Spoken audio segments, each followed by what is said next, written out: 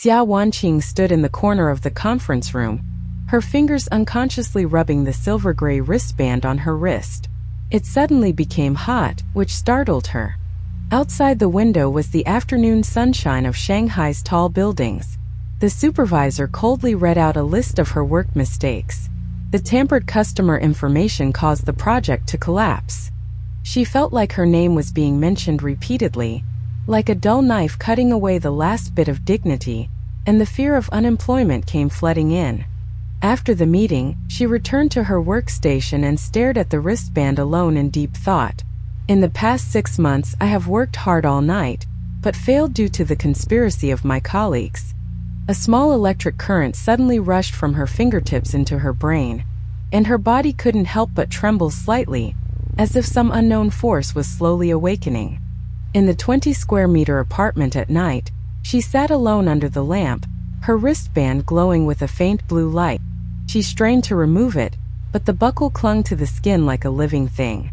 Her mother's past words came to mind, and in desperation she pressed the groove hidden on the inside of the wrist guard.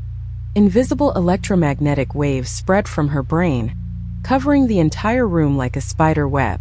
She closed her eyes, and when she opened them again, there was a conference table and the corrected file in the room. This was the first illusion she had created, allowing her to practice repeatedly in the falsehood. In the illusion she created, she practiced for 3 full hours, repeatedly simulating every detail of the meeting until everything was perfect. It wasn't until the early hours of the morning that she allowed her fantasy to completely return to zero, and she sat beside the bed tired but hopeful. The next day she walked into the company with the files she prepared in the fantasy, and the supervisor's expression changed from gloomy to surprised. The accusations from her colleagues gradually subsided, and she not only kept her job but was also given a temporary new job. The sweetness of that power was like a drug that made her deeply addicted for the first time. Over the next 2 weeks she carefully upgraded to using wrist braces. She creates non-existent illusions of preparation before important meetings to master the details, and weaves fake team dinners during departmental campaigns to let colleagues remember her enthusiasm. All reality is slightly distorted, but no one notices it. In the tea room, Sheng Yan suddenly took her hand, frowned and asked her if she was too tired recently, because her eyes always seemed to be staring into another world. Xia Wanqing smiled and shook her head, hiding the wrist guards in her sleeves, secretly telling herself that this was only a temporary use. When Sheng Yan was marginalized by the top management, she couldn't help but activate the wrist guard again. Let everyone see Sheng Yan resolve the crisis with her wit in the fictional team-building activity. As a result, Sheng Yan was successfully promoted and hugged her tightly excitedly. The moment she hugged Sheng Yan, a crack appeared in her heart. She couldn't tell how much of this friendship was real, and how much was an illusion that she had sewn together with her own hands, which made her feel uneasy for the first time. The side effects came quietly in the 3rd month. She dreamed of watching fireflies with her mother in an old house when she was a child.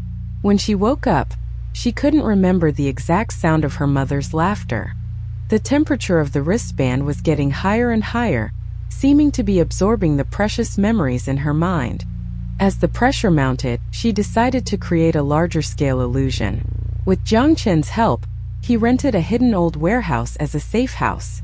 Jiang Chen held her shoulders, his eyes gentle, and promised that he would always be by her side no matter what happened.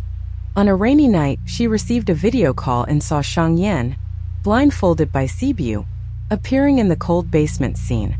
The kidnapper only asked to hand over the wristband, and she instantly understood that she had been targeted by underground organizations. Fear and self-blame penetrated her nerves like electricity. She rushed out of the house and ran in the pouring rain, her wristband emitting high-frequency vibrations that interfered with all surveillance at the intersection. She found Jiang Chen and told her everything. Jiang Chen hugged her while she was crying and promised to find a solution together. While crying in her arms, Jiang Chen's fingers hanging by his side quietly tapped the phone to send a confirmation message. She didn't see this scene and still regarded him as her most trustworthy childhood sweetheart, immersed in a short-term sense of security. The memory backlash is becoming increasingly serious. She suddenly forgot which floor she was going to in the company elevator. Looking at Xiang Yan's photo, she couldn't remember the cafe where she first met. The bracer was like a machine that never stopped, using her childhood and tears as fuel. Jiang Chen took her to meet the so-called informant and saw Fu Ting's image in the underground studio.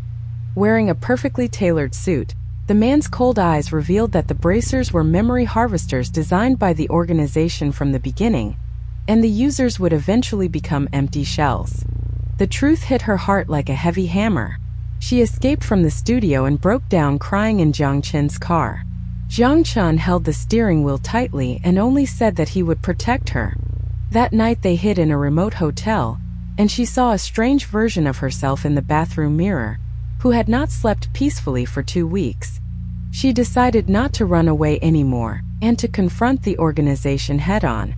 She took the initiative to upgrade her illusion skills, turning a small area of the city into her own domain, creating overlapping false signals at the location where Xiang Yan might be detained, completely confusing the kidnapper's communications.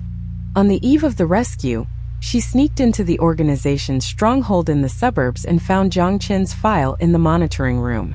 It turns out that he had been recruited 10 years ago, and his task was to monitor the successor of the electromagnetic wristband for a long time. All the companionship and hugs are actually calculated steps. Jiang Chen pushed the door open and came in and saw the screen in front of her, and for the first time his face cracked. He did not deny it, but whispered that he thought he could continue acting. Her illusion shield shattered like glass, and sirens rang throughout the building. Fu Ting appeared in person and activated the large-scale electromagnetic field that had been prepared, turning the entire building and the surrounding 3 kilometers into a huge illusion maze. The air was filled with distortions and fluctuations, and she saw her mother's face emerge and quickly turn into Xiang Yan's painful cry.